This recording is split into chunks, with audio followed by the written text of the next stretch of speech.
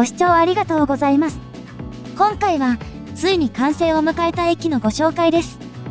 開業から3年余り経っても工事が続いていた理由と、完成前後の大変化に迫ります。質素な天井の秘密と、完成した駅に待ち受けるものとは、一体何なのでしょうか。ここは、東京メトロ銀座線の虎ノ門駅です。ここから向かうのが、この駅で接続するもう一つの路線、日比谷線です。銀座線の2つのホームはこの先の連絡通路でつながっているものの、日比谷線とは改札内での乗り換えができません。改札を出て正面にある案内看板には、1番線は地下歩行者通路、2番線は地上乗り換えとあります。歩行者通路は東京メトロの施設ではなく、港区の施設のようです。これから向かうのが、この駅から数百メートル離れた虎ノ門ヒルズ駅。というわけで、地下連絡通路を歩いて、虎ノ門ヒルズ駅へと向かいます。壁面には、ホームまで300、あるいは400メートル台の数字が並びます。そして中目黒方面の1番線に比べ、北千住方面の2番線は、距離が90メートル長くなっています。地下鉄には、ホーム同士が離れているために連絡通路でつながっている駅もあり、多少長い通路は珍しくはありませんが、この通路は先が見通せません。内装は綺麗ですが、途中にお店などはなく、出入り口もそれほど多くありません。向かって左側に、ビルに直結する通路が2本伸びているだけです。都心の真ん中なのに、少しもったいない感じです。そしてここで、通路は右に曲がります。少し上り坂になり、奥では通路の半分が仮囲いで塞がれています。そして床面では、日比谷線に向かう矢印が分岐。中目黒方面ホームはこの先まっすぐですが、北千住方面ホームはここで左に曲がらないといけません。地上に出ないといけないので、ホームまでの距離に差があったのです。仮囲いの左側を通過。仮囲いの裏で天井のパネルがなくなっており、その奥で通路が分岐していますが、左の通路は塞がれ、先には進めなくなっています。奥の様子がこちら。資材などが所狭しと並びます。そしてここから足元の展示ブロックがテープで貼り付けたものに変わっています。改札口の周りには天井のパネルはなく、ダクトが丸見え。正面には吊り下げられた看板が青いシートで包まれています。改札機や右側にある券売機は機械こそ綺麗ですが、壁面や天井は仕上げがなく、完成形ではないのがわかります。そう、この駅はまだ絶賛工事中です。虎ノ門ヒルズ駅が開業したのは2020年6月。1938年に開業した虎ノ門駅に遅れること80年余り、この駅ができたのは、駅名にもなっているビル群、虎ノ門ヒルズへのアクセスのために建設されたからです。虎ノ門ヒルズは、大手不動産会社である森ビルが再開発して作ったビル群の総称で、この3棟が順次建設されました。2014年春に一番大きい森タワーが完成した後、同年10月、東京メトロ日比谷線の霞ヶ関神谷町間に新駅を建設する計画が発表され、2018年12月には、虎ノ門ヒルズの駅名が公表、2020年6月に開業しました。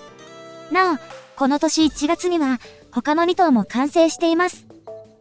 開業3ヶ月前には JR の高輪ゲートウェイ駅が開業しており、こちらは駅名を公募した上で、130番目の票数だった現駅名になりましたが、虎ノ門ヒルズ駅では公募などは行われていません。この駅自体、森ビルが建設費用の大半を負担する、西岸駅として建設されたのが理由です。地下通路から伸びていた2本の通路は、ビジネスタワーにつながっています。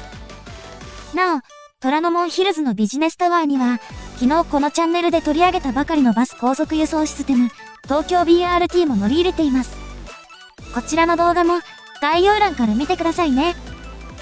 虎ノ門ヒルズへのアクセスに便利な場所に作ったため、銀座線の駅から離れており、そのままでは日比谷線の単独駅となるところ、銀座線の虎ノ門駅と地下通路でつなげたため、あの長い通路ができたというわけです。改札内での乗り換えはできませんが、両駅がつながったことで、運賃が安くなる区間もできました。そしてこの駅がまだ工事中なのには、大きな理由があります。日比谷線が開通した1964年当時、虎ノ門ヒルズの計画はもちろんなく、トンネルは駅を作ることを想定していませんでした。道路から地面を掘り下げてトンネルを作り、後から周りを埋め戻す、開削工法と呼ばれる工法で作られた線路の間に柱がある普通のトンネルがあったのです。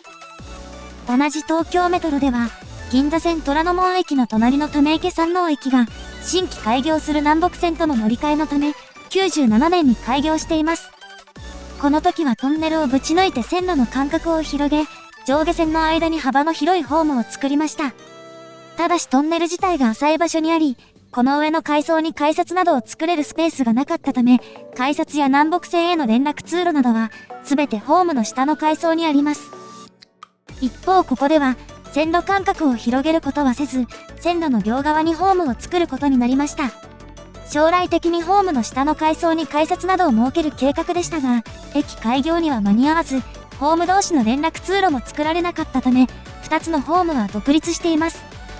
地下通路の途中に巨大なステッカーがあったのはそのためです。改札口は中目黒方面ホームに2カ所、北千住方面ホームに1カ所あり、このうち虎ノ門駅と地下で繋がっているのは、この改札だけ。2020年6月の開業以降も工事が続けられ、ホーム下の階層の改札口やコンコースなどの工事が進められてきました。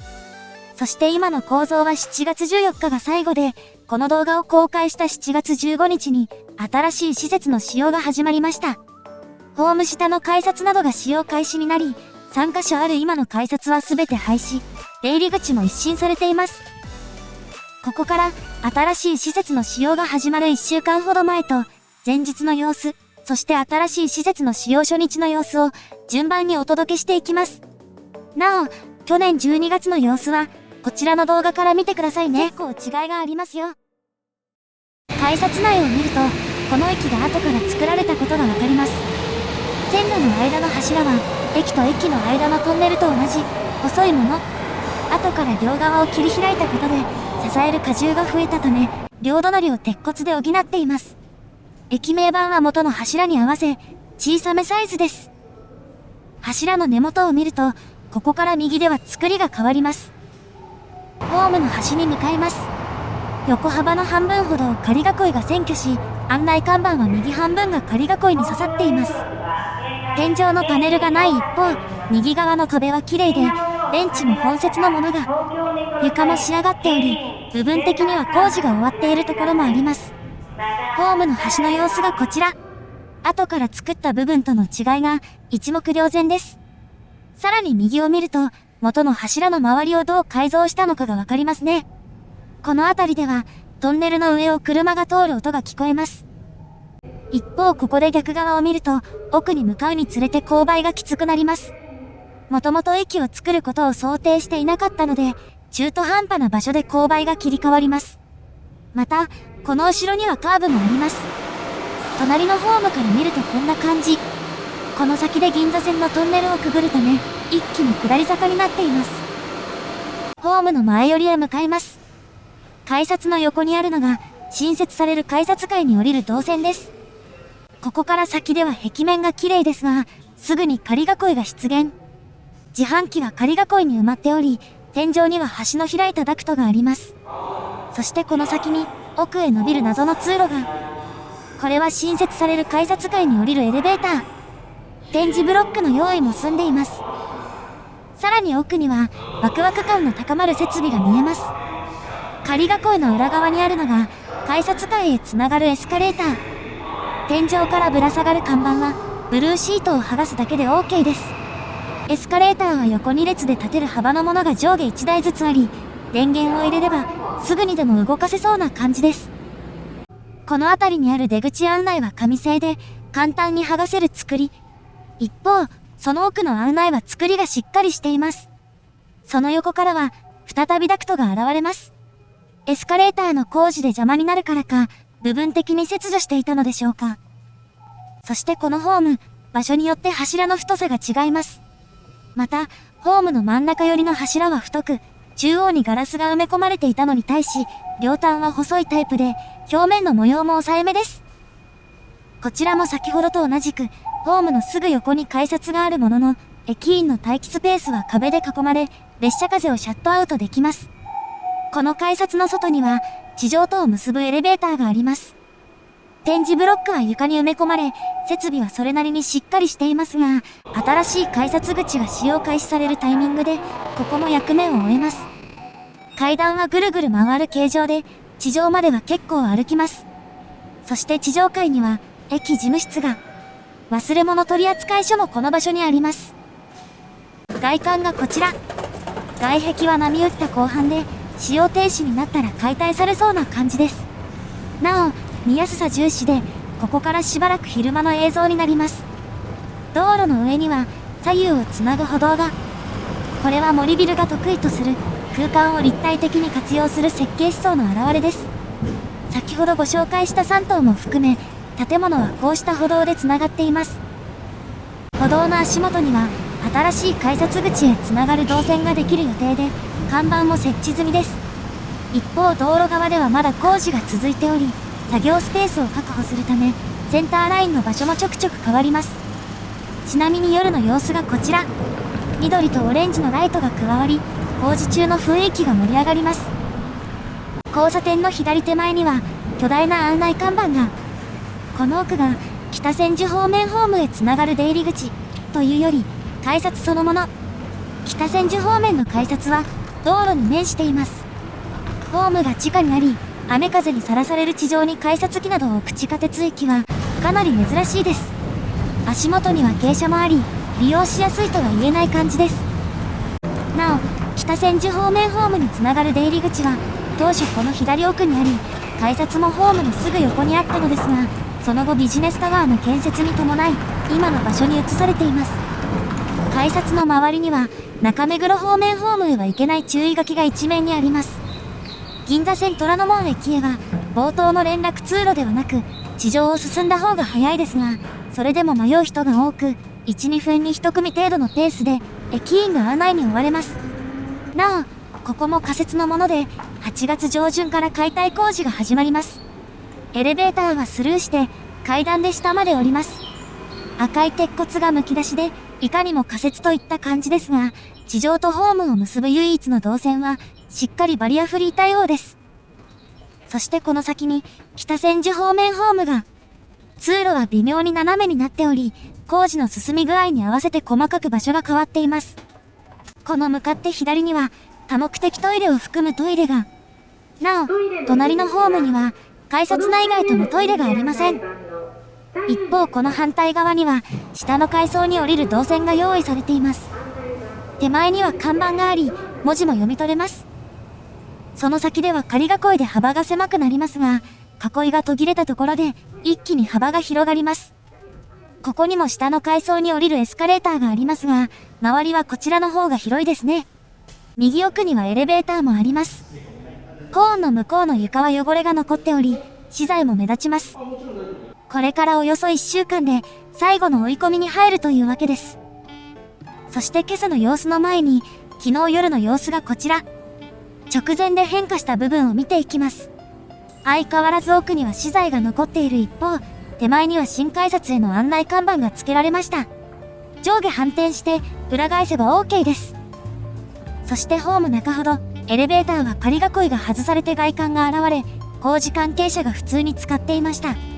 周辺案内図の出口表記はすでに新しいものに差し替えられ、調整中の紙を貼って隠しています。中目黒寄りにある改札口と、その上の駅舎も、今日が最後です。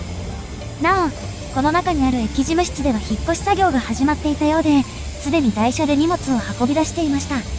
横断歩道を渡ります。道路脇のフェンスは外され、追い込みに入っています。この右奥にあるエントランスの様子がこちら。上に登って作業する人の姿も見られます。そしてこの先にある改札も、今日が最後です。一方北千住方面ホームでは、この日の始発からトイレが使えなくなっていました。終電から始発の間では、水道の切り替えなどが間に合わないようです。そのためこの日、虎ノ門ヒルズ駅には利用できるトイレがありませんでした。というわけで、終電後、深夜1時頃の様子がこちらです。北千住方面ホームの入り口手前には、このような掲示が、かつての地上出口2カ所をつなぐルートが規制されています。道路に面したあの改札では、券売機や改札機が取り外されています。交通規制の理由は、ステーションタワーの工事の兼ね合いか、ここを結ぶことで物資の運搬に役立てるためでしょうか。また、反対側の中目黒方面ホームの入り口では、引っ越し業者が物資を運び出していました。終電が出た後、始発の到着前にも時間が必要ですから、実質的に4、5時間もない程度の作業時間で、改札その他を切り替えます。一通り変化したところを見た後で、いよいよ当日朝を迎えます。時刻は明け方4時台、最初と同じく、虎ノ門駅の方から歩いて向かいます。通路は改札の手前で塞がれ、代わりに左に折れるルートが完成、看板も設置完了です。綺麗な改札に期待が膨らみますが、廃止された改札なら迂回や上下移動が必要ないだけに、少し残念ですね。この奥には、地上とを結ぶエスカレーターと、下の地下2階を結ぶエスカレーターが、左奥にはエレベーターもあります。エスカレーターを降りて、右奥に進んだ様子がこちら。ステーションタワーとその向かいの建物の両方と、地下でつながっています。この柱の裏には、虎ノ門ヒルズの PR が流れる巨大モニターが、他の柱の両サイドにもモニターがあり、アピールに余念がありません。改札の前は広々としており、多くの利用客をさばけそうです。改札機は全部で11台。夜のうちに他の改札から移動して据え付けていますが、台数が1つ足りないので、1台は新しく入れたもののようです。券売機も他から持ってきたもので、ちょっとだけ汚れが目立ちます。綺麗な内装が目を引きますが、天井は配管類が剥き出し、この真上には天井を貫いていた部材を切断した跡が残っています。このタイミングで天井の仕上げがないのは不思議ですが、実はこれが完成形。あえて中を見せる作りにしたそうで、パネルなどをつける予定はないそうです。改札正面には、縦 2.7 メートル、横6メートルのステンドグラスが、ガラスは243種類、3351ピースを使っており、見る方向によって見え方が変わるガラスを重ねることで、立体感や動きを出しています。一旦、中目黒方面ホームに向かいます。内装はモノトーンで、日比谷線のラインカラーがライトグレーなのもあって、大人な雰囲気です。階段エレベーター、エスカレーターが順に並ぶ場所から、まずエスカレーターでホームに向かいます。ホームの仕上げもこれが完成形、なかなか思い切っています。一方この左側、以前はシャッターが下ろされていた場所からは、改札外の空間がバッチリ見えます。両側のビルのうち、駅のすぐ横は2層式の吹き抜けで、昼間は日光が差します。また、向こうから見ると、地上と地下1階のホーム、そして地下2階のコンコースを横から見られます。中目黒寄りの改札がこちら。シャッターで閉じられ、奥は見えなくなっています。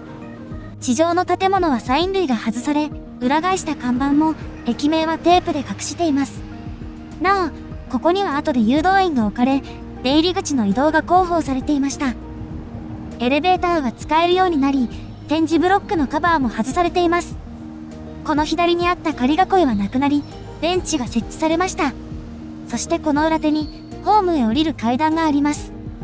このすぐ後ろに急改札があり、スペースが足りなかったのか、この奥で直角に折れてから改札外に降りる形状です。一方ホーム後ろ寄りの改札は、手前から仮囲いで塞がれ、初見ではここに改札があったことはわかりません。改札外に戻ります。この正面にも広告用の枠がつくのか、テープで場所が示されています。隣のホームへ向かいます。こちらの階段は、線路と平行に一直線に上がります。こちらの方がホーム幅が広く、階段とエレベーターが勝ち合わない配置にできたからです。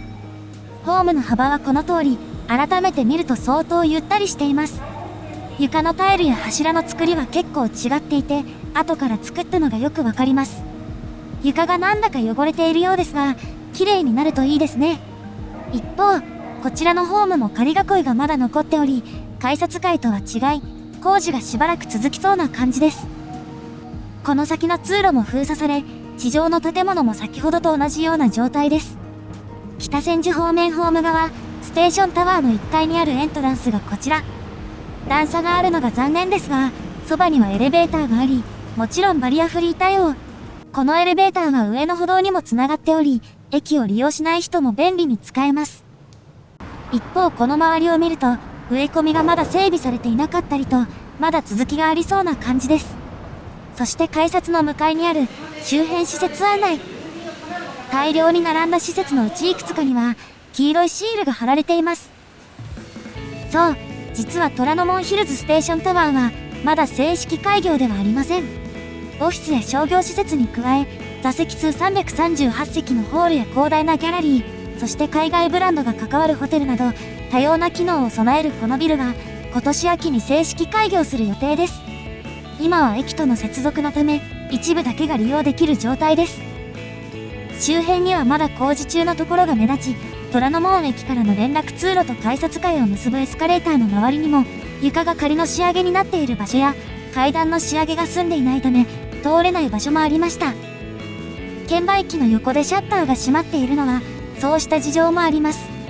ステーションタワーの正式開業までにはこれらの工事も終わり、秋には新装開店と行きたいですね。ご視聴ありがとうございました。